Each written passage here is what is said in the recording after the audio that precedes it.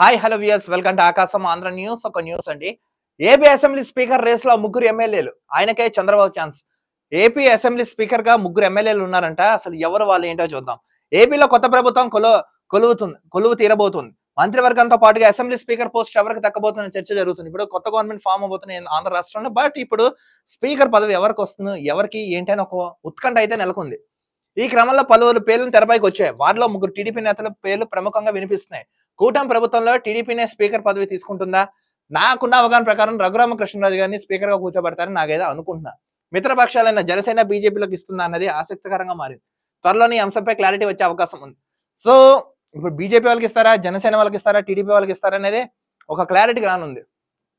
ఏపీలో కొలువు తీరిన కొత్త ప్రభుత్వం అసెంబ్లీ స్పీకర్ రేస్ సీనియర్ నేతలు ముఖ్యంగా ముగ్గురు పేర్లు వినిపిస్తున్నాయంట. ఇదేండి ఏపీ అసెంబ్లీ.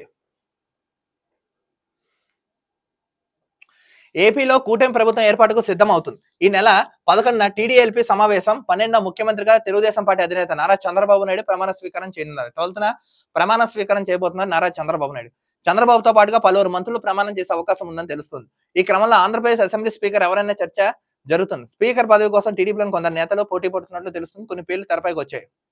సో ఇప్పుడు ఈ స్పీకర్ పదవి, ఇప్పుడు గవర్నమెంట్ ఫామ్ అయిన తర్వాత స్పీకర్ ఉండాలి కదా అసెంబ్లీలో. ఇప్పుడు ఎవరు ఉంటారు ఏంటని ఇప్పుడు చర్చలు జరుగుతున్నాయి. కొన్ని పేర్లు కూడా తెరపైకి వచ్చాయంట. స్పీకర్ పదవి రేసులో మొదట ఉన్న వ్యక్తి పేరు రఘురామకృష్ణరాజు. నేను చెప్పిన రఘురామకృష్ణరాజు గారి పేరు అయితే ఉంటుంది. 19 ఎన్నికల్లో వైఎస్ఆర్సీపీ తరఫున నర్సాపురం నుంచి ఎంపీగా పోటీ చేసి విజయం సాధించారు. ఆ తర్వాత కొంతకాలంకే వైఎస్ఆర్సీపీ అప్పటి సీఎం జగన్ టార్గెట్ గా విమర్శలు చేశారు. బట్ భయంకరంగా రచ్చబండ పెట్టి జగన్ చేసిన విమర్శలను జనాల్లోకి తీసుకెళ్లి జగన్ ప్రభుత్వంలో కూలిపోవడానికి ఈయనంత పాత్ర కూడా అందులో కొంచెం ఉంది.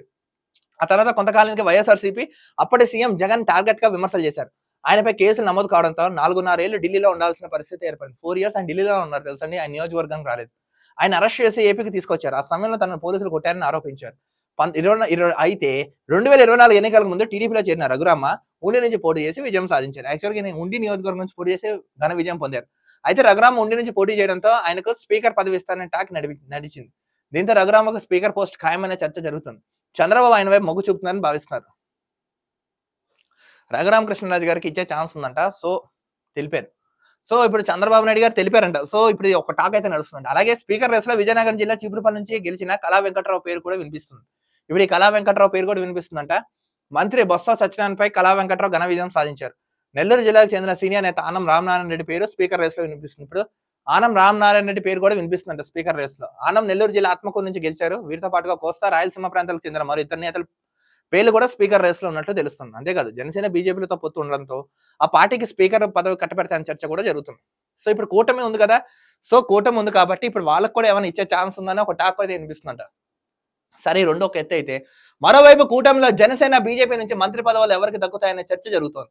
బీజేపీ నుంచి రేసులో సుజనా చౌదరి, కామినేని శ్రీనివాస్, విష్ణుకుమార్ రాజు, ఆదినారాయణ రెడ్డిలు ఉన్నారు. సో బీజేపీ నుంచి అయితే ఈ నలుగురు ఉన్నారంట. జనసేన పార్టీ నుంచి ఆసవాళ్ళు పేర్లున్నాయి. నాదెండ్ల మనోహర్, కందుల దుర్గేష్.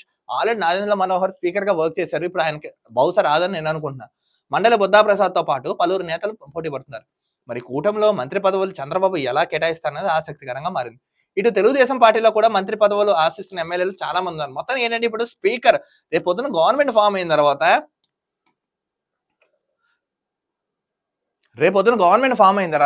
స్పీకర్ పదవి ఎవరు ఇస్తారని చర్చ జరుగుతుంది. టీడీపీ వాళ్ళకి ఇస్తారా, జేఎస్పీ వాళ్ళకి ఇస్తారా, బీజేపీ వాళ్ళకి ఇస్తారా, లేదా కూటమిలో ఉన్న అభ్యర్థులకు ఇస్తారా, లేదా సీనియర్కి ఇస్తారని చర్చ అయితే భయంకరంగా వినిపిస్తుంది. కానీ రఘురామకృష్ణరాజు గారికి ఇచ్చే ఛాన్స్ అయితే ఎక్కువగా వినిపిస్తుంది. నేనైతే అనుకుంటున్నాను. చూద్దాం ఎవరికి ఇస్తారో ఏంటా అనేది.